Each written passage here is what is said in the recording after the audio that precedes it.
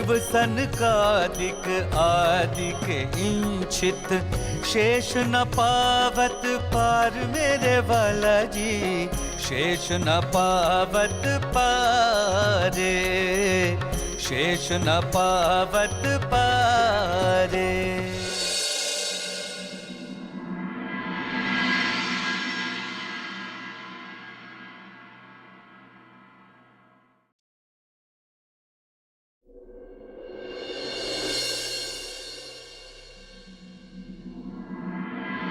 यदि वो चाहेंगे तो हमें सफलता अवश्य प्राप्त होगी, अवश्य।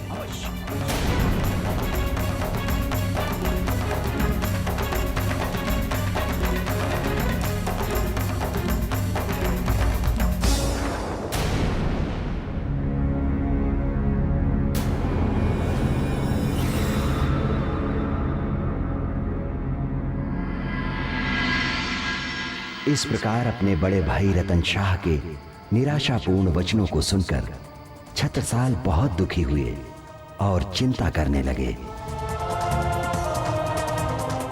मुगलों के विरुद्ध धर्म युद्ध करने में जब मेरा अपना भाई ही साहस नहीं कर रहा है तो मैं दूसरों को कैसे विश्वास दिलाऊं? और यह बात सही भी है कि मैं मात्र 25 सैनिकों की सहायता से मुगलों की विशाल सेना का सामना कैसे करूंगा? हे प्रभु, मेरी सहायता करो, मेरा मार्गदर्शन करो।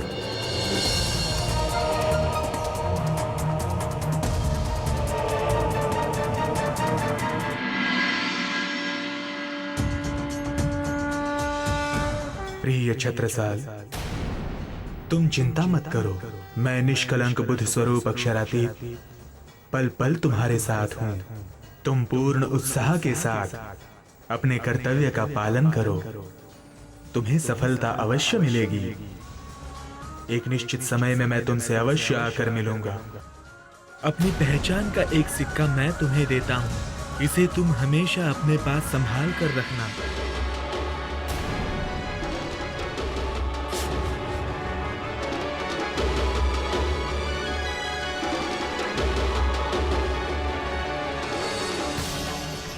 ये मैंने कैसा सपना देखा? ये सच था या झूठ?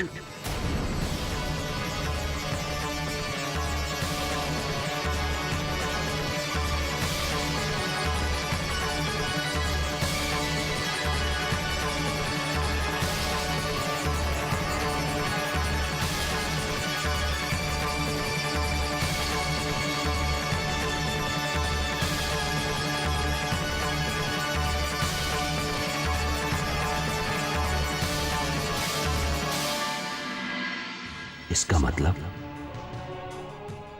मैंने जो कुछ सपने में देखा वो सब सत्य था।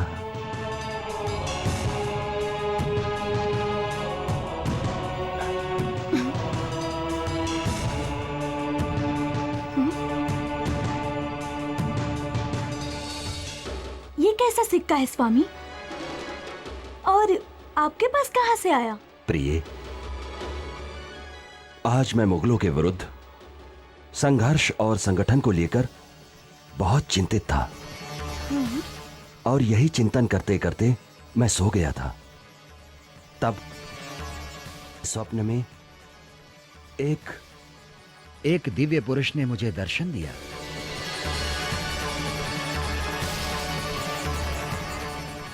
और अपनी पहचान का यह सिक्का दिया और कहा कि तुम अपने कर्तव्य पालन में लग जाओ, सफलता तुम्हें अवश्य मिलेगी। ये तो बहुत ही चमत्कारिक घटना है स्वामी। और ये सिक्का, ये भी अद्भुत है। इस अभियान में हमें निश्चय ही सफलता प्राप्त होगी।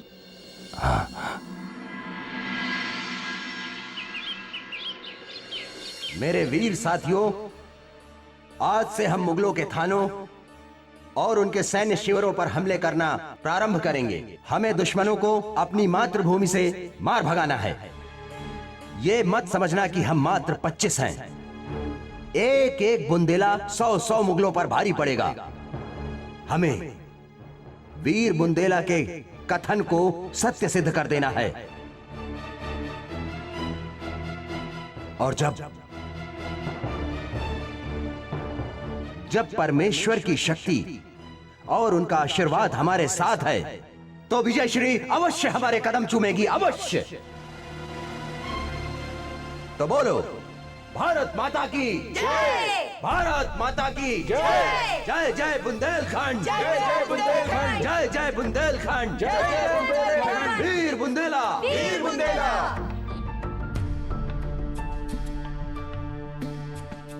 चलो।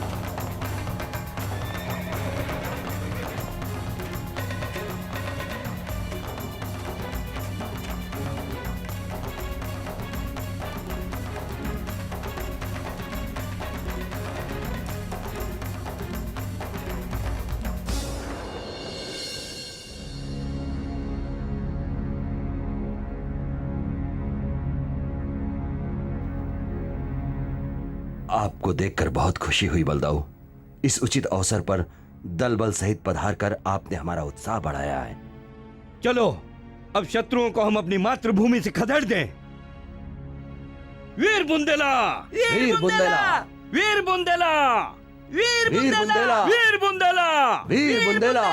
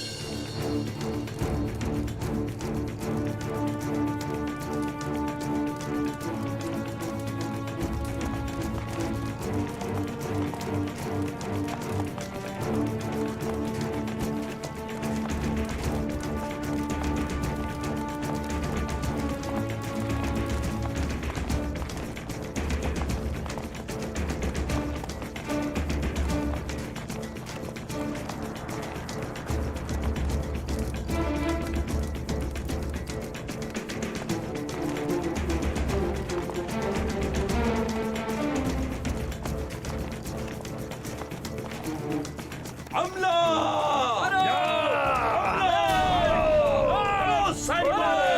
आगे बढ़ो! दुश्मनों ने हमला कर दिया है, जागो! चलो! हमला करो! सैनिकों!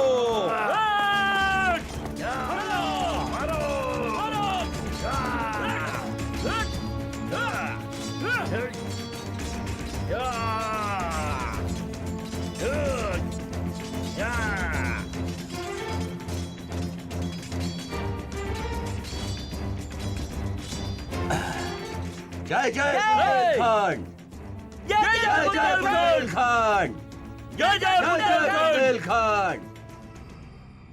इस प्रकार परमेश्वर की कृपा से छत्रसाल जी की छोटी सी सेना ने दिन दुगनी रात चौगुनी सफलता प्राप्त की। वीर बुंदेला झुंड के झुंड छत्रसाल जी की सेना में शामिल होने लगे। उनकी सफलता देखकर उनके बड़े भाई रतन शाह भी उनके संगठन में शामिल हो गए। छत्रसाल जी को जनता का अपूर्व समर्थन प्राप्त होने लगा। बुंदेलखंड की आशाओं का सूर्य उदय हो चुका था। इसी बीच बाकी खान नाम का एक रोहेला अफगान सरदार, जो कि बादशाह औरंगजेब का सिपाह सलार था, वो भी औरंगजेब की गलत नीतियों के कारण उससे बगावत कर अपने सैनिकों सहित छत्रसाल से आ मिलता है। तब एक दिन संगठन के सब वीरों ने मिलकर अपना मुखिया निश्चित करने का विचार किया। साथियों, हमने मातृभूमि को मुगलों के अत्याचारों से मुक्त कराने के लिए यह संगठन बनाया है, किंतु मुखिया के बिना कोई भी संगठन अनुशासित और व्यवस्थित रूप से नहीं चल सकता है। इसलिए हमने आज यहां अपने मुखिया का चुनाव करने के लिए बैठक रखी है। इसमें आप सब अपने अपने विचार रख सकते हैं।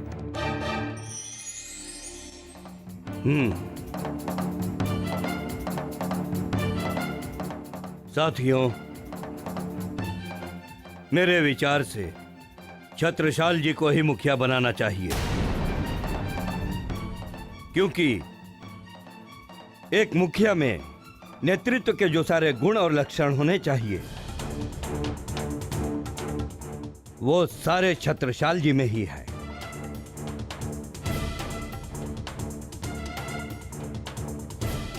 मैं बलदाऊ के प्रस्ताव का समर्थन करता हूं। हमारे पूज्य पिताजी स्वर्गीय चंपत राय जी ने हमें यह अच्छी तरह से समझाया था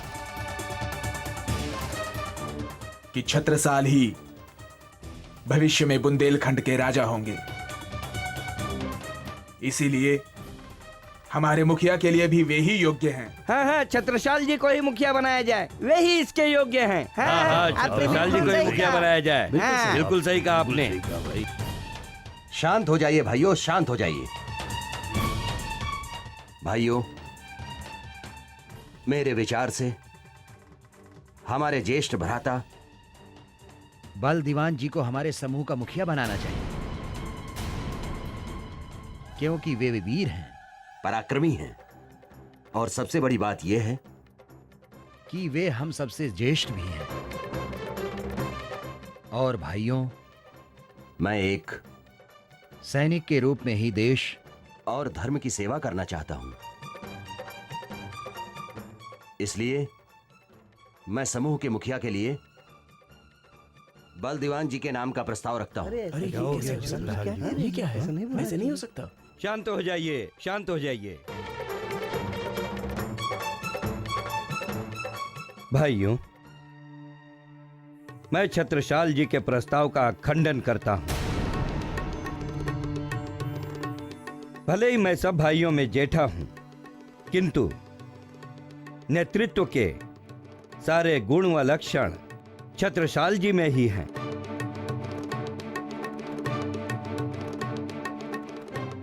इसलिए मैं चाहता हूं कि छत्रसाल जी को मुखिया बनाया जाए। मैं साथ ही एक वचन देता हूं, देश व धर्म की रक्षा के इस पुनीत कार्य में मैं हमेशा इनका सहायक बना रहूंगा।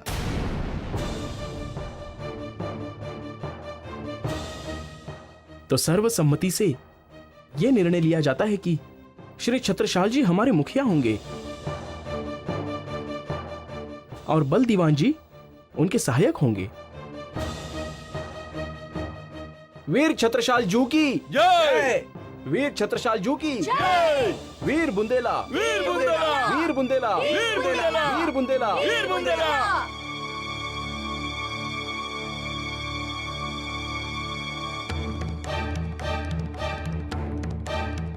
छत्रसाल, अब तुम्हें ही सब करना है। क्या सोच रहे हो? प्रणाम महाराज। प्रणाम। कहो भानुभट्ट, क्या खबर है? सहरा से कुंवर सेन धंधेरा नाम के एक व्यक्ति अपने कुछ साथियों के साथ आए हैं।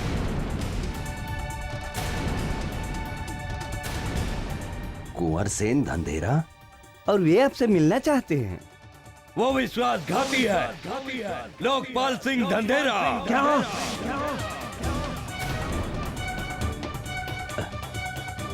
उन्हें अंदर लाया जाए। जी महाराज। इन धंधेरों ने ही मुगलों से मिलकर हमारे माता पिता के साथ विश्वासघात किया था। तो फिर वो यहां क्यों आया है?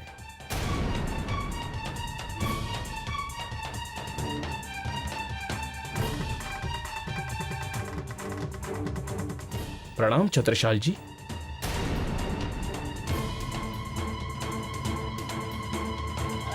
प्रणाम। कहो, आज यहां का रास्ता कैसे भूल गए? हम सब आपकी शरण में आए हैं। अच्छा, फिर कोई विश्वासघात करने तो नहीं आए हो, जैसे तुम्हारे पिता साहिब सिंह और लोकपाल सिंह ने हमारे माता पिता के साथ किया था। आप हमारा विश्वास कीजिए, हम सच्चे दिल से आपके पास आए हैं। मेरे दादा महाराज इंद्रमणि ने सदैव आपके पिता चंपतराय जी का साथ दिया और मुगलों के विरुद्ध संघर्ष करते करते वीर गति को प्राप्त हुए। मेरे पिता साहिब सिंह ने भी चंपतराय जी की यथासंभव सहायता की थी। आप भी तो थे उस समय, आपको याद होगा। लेकिन बाद में मेरे काका लोकपाल सिंह ने दुश्मन को चंपतराय जी का पता बता दिया।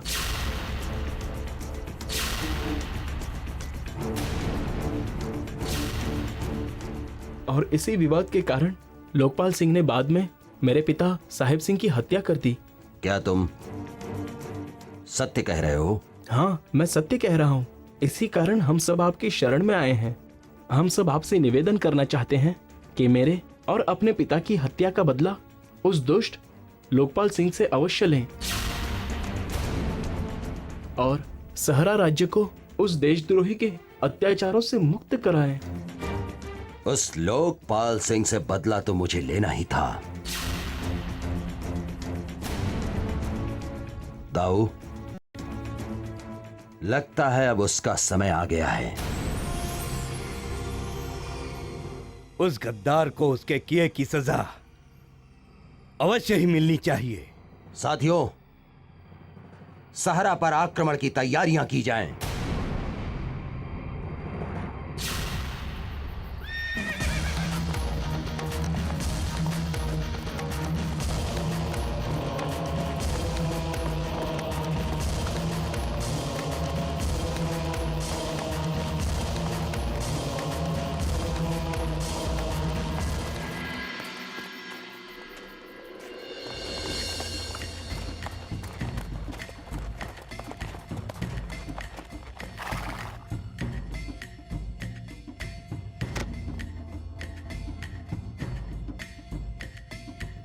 चलो सैनिकों,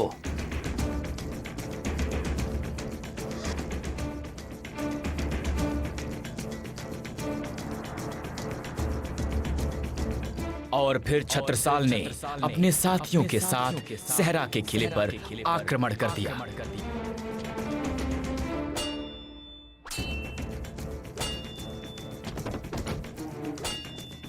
प्रतिशोध की ज्वाला में छत्रसाल के सामने जो भी दुश्मन आए वो उसे चीरते हुए महल के अंदर प्रवेश कर गए।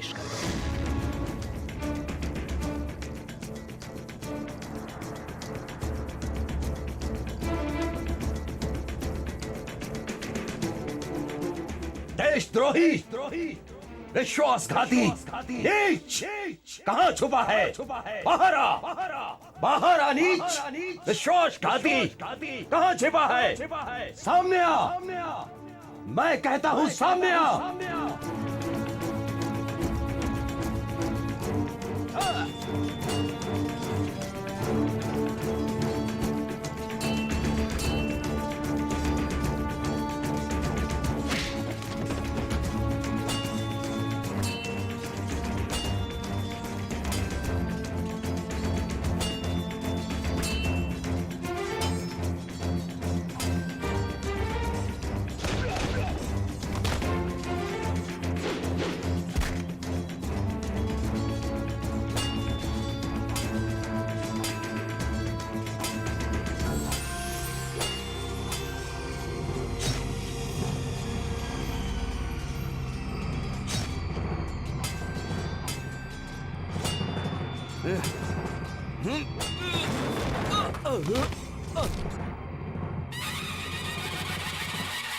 मुझे माफ कर दो।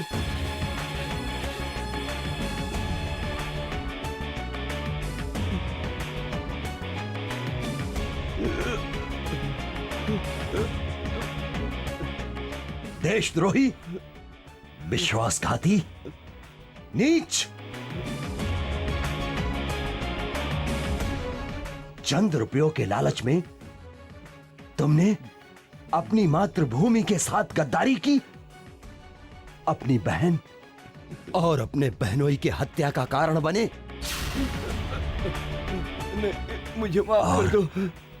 नीचता की हद तो तुमने तब पार कर दी जब मेरे पिता के मृत शरीर से उनका सर काटकर शाही मनसब के लालच में औरंगजेब के पास दिल्ली ले गए।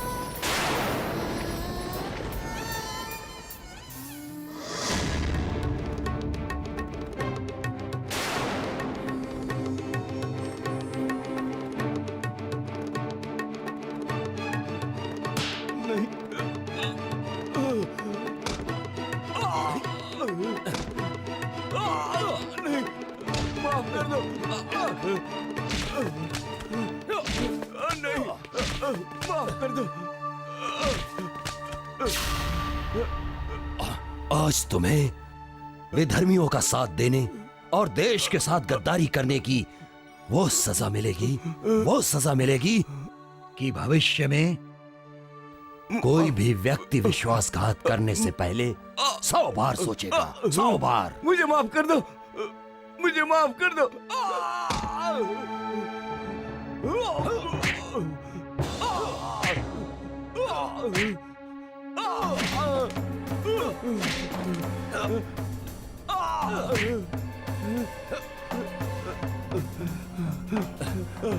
चल नहीं, चल नहीं, नीच, चल नीच। मुझे माफ कर दो, छोड़ दो।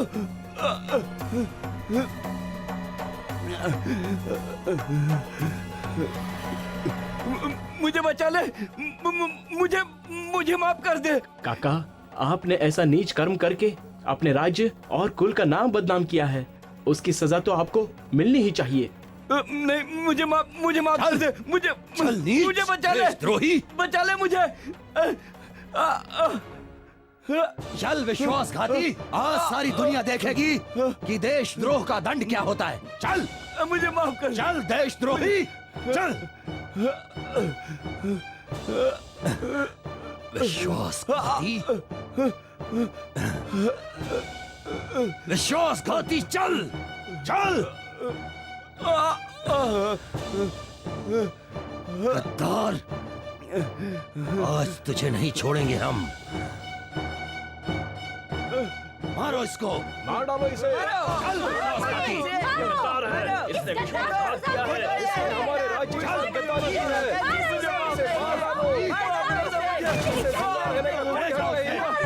छोटा मत इसे। धिक्कार है इस पर।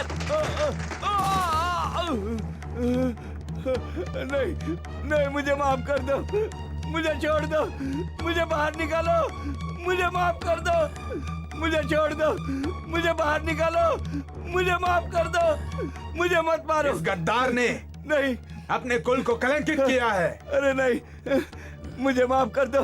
इसे ऐसी ही सजा मिलनी चाहिए। कर दो। गाड़ दो इसे जमीन में। गाड़ दो। ऐसा गद्दार की यही सजा होनी चाहिए। उसने गद्दारी की है, अपनी मातृभूमि के साथ गद्दारी की है। चलो पीछे। गद्दार।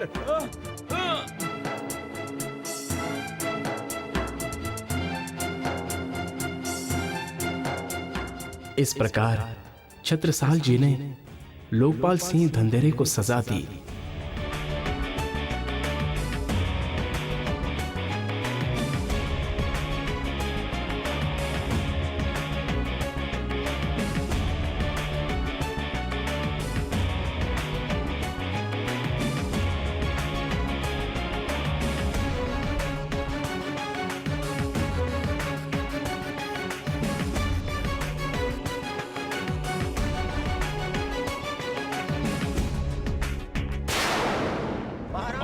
कुंवर सेन धनधेरे को सहरा राज्य का राजा बनाया।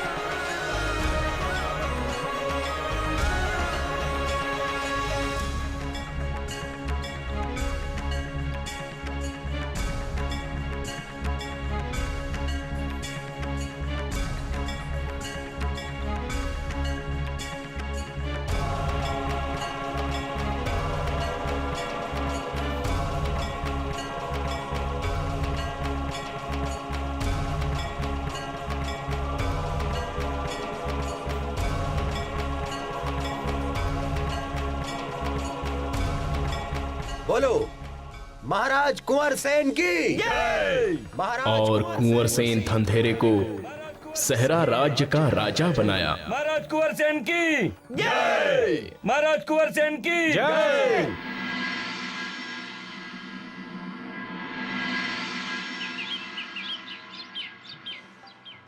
मित्रता की इस कड़ी में कुंवर सेन ने अपनी भतीजी दान कुंवरी से छत्रसाल जी का विवाह करा दिया।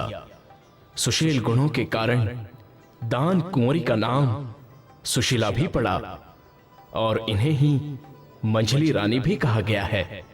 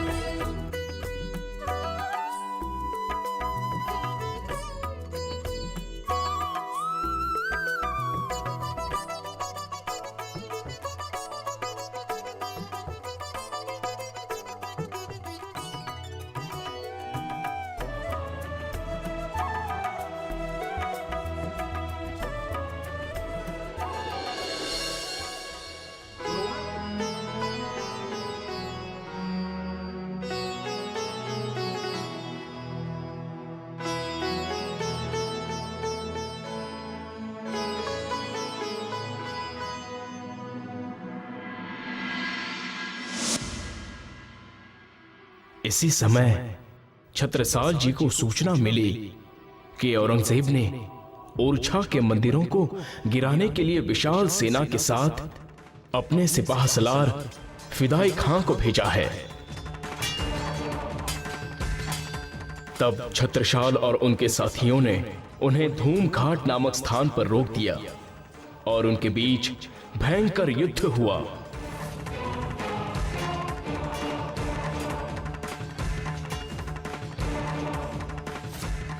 तीसरे दिन फिदाई खां बची खुची सेना लेकर भाग गया।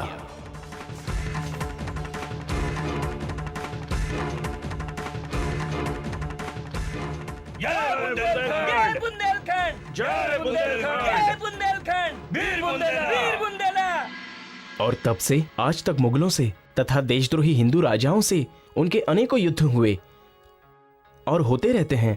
साथ ही संवत 1728 के स्वप्न के बाद से वे आपका बड़ी बेसब्री से इंतजार कर रहे हैं। आपके आने का शुभ समाचार जब मैं उन्हें सुनाऊंगा तब वे बहुत प्रसन्न होंगे। एक बात बताइए देवकरण जी, कि आप अपना प्रांत बुंदेलखंड छोड़कर यहाँ रामनगर क्यों आ गए थे? जी मैं अपने घर वालों से किसी बात पर नाराज होकर यहाँ आ गया था, फिर तब से मैं यहीं रह गया। कामकाज के कारण मैं वापस जा ही नहीं पाया। आपका नाराज होना तो यहाँ आने का मात्र एक बहाना था। वास्तव में आप यहाँ श्री राज जी के आदेश से इसी कार्य के लिए आए थे, ताकि आपके माध्यम से मेरी सूचना छत्रसाल जी तक पहुंच सके। मैंने बहुत से बड़े बड़े राणा एवं राजाओं को देखा है, किंतु ब्रह्म सृष्टि के रहनी शोभा के योग्य कोई भी न मिला।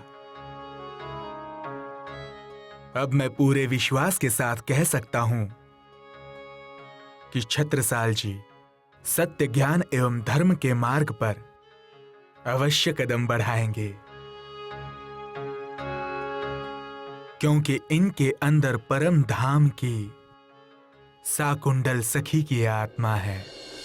ये जानकर बहुत खुशी हो रही है और काका छत्रसाल जी से मिलकर उन्हें ये शुभ सूचना देने के लिए मैं बहुत बेचैन हो रहा हूं। कृपया मुझे मऊ सिहानिया जाने की आज्ञा दें। ठीक है, जाइए, हमारा आशीर्वाद आपके साथ है।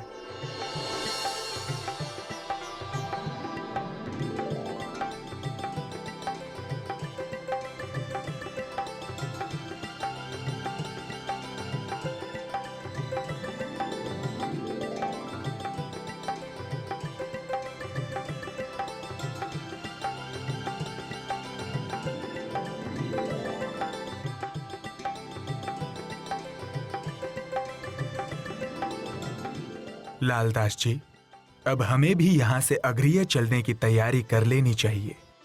जैसी आपकी आज्ञा प्राणनाथ जी।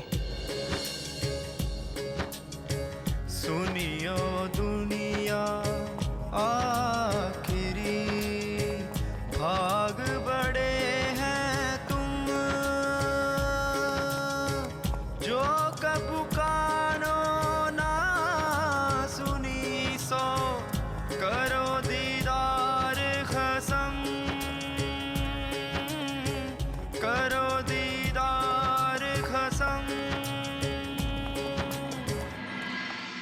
लालदास जी, इस बात से मुझे अतिशय आनंद की अनुभूति हो रही है कि छत्रसाल जी के अंदर विराजमान परम धाम की साकुंडल सखी के आत्मा की जागने का शुभ समय निकट आ गया है,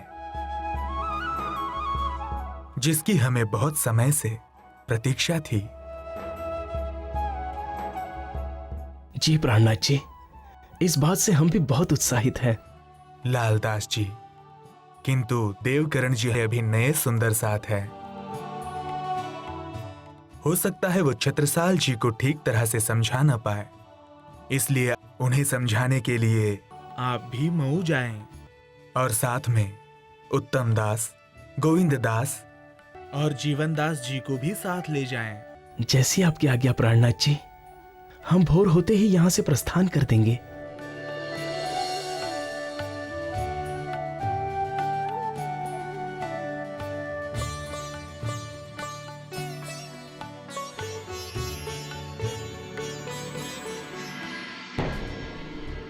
आज जो खुशखबरी तुमने मुझे सुनाई है, इसकी न जाने कब से मैं प्रतीक्षा कर रहा था।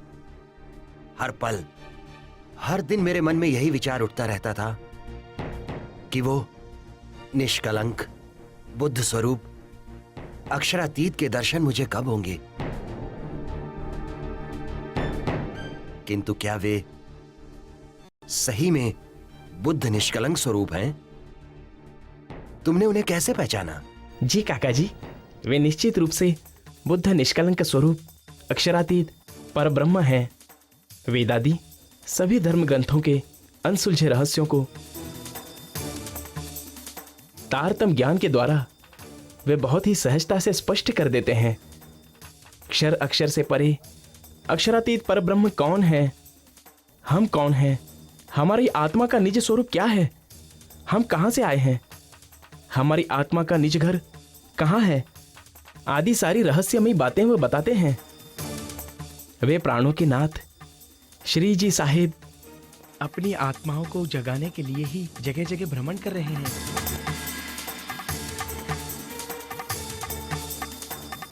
किंतु किंतु किंतु क्या देवकरण जी? औरंगजेब धार्मिक कारणों से उनसे द्वेष भाव रखता है। उन्होंने औरंगजेब के विरुद्ध खड़ा होने के लिए अनेक राजाओं को पुकार लगाई।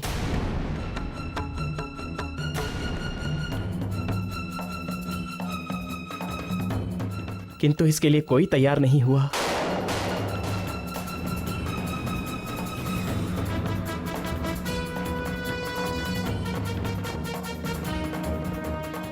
अब तो मेरी बस यही चाहना है कि आप उन्हें अपने पास बुला लें और सत्य ज्ञान श्रवण कर अपनी आत्मा को भी जागृत करें। सत्य ज्ञान के प्रचार में भी सहयोग करें। हो मेरी आत्मा तुम चलो अगम के पार, अगम पार अपार पार, तहाँ है तेरा करार। तू देख निज दरबार अपनो सूरत यही संभार। निज दरबार अपनो सूरत यही संभार। हो मेरी आत्मा तुम चलो अगम के पार।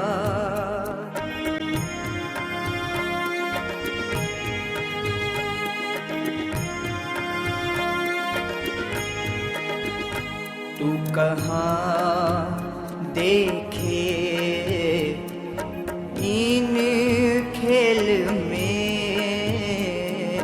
ये तो पड़ो है सब प्रतिबिंब। प्रपंच पांचों तत्व मिल, सब खेलत सूरत के संग। तुम चलो अगम के पार, तहाँ है तेरा करार।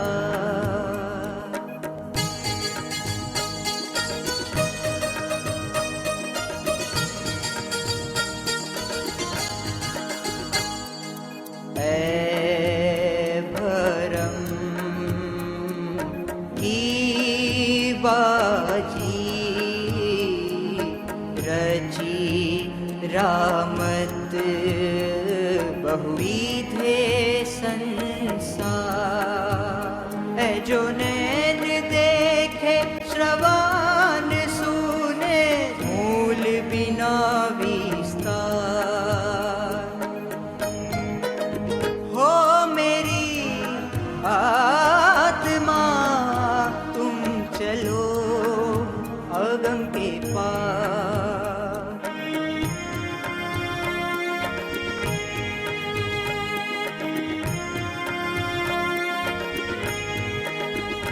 तू देख नाटक नीमक को अब करे कहाँ विचार।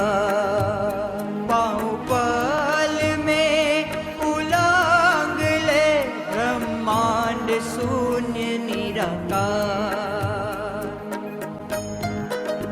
हो मेरी आत्मा तुम चलो अगम के पार।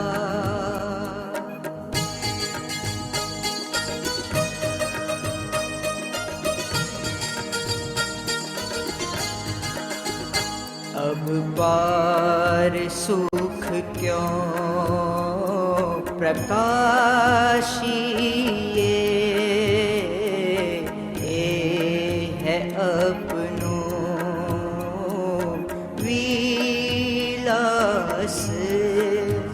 महामत मन सा मिट गई सब सुपन केरी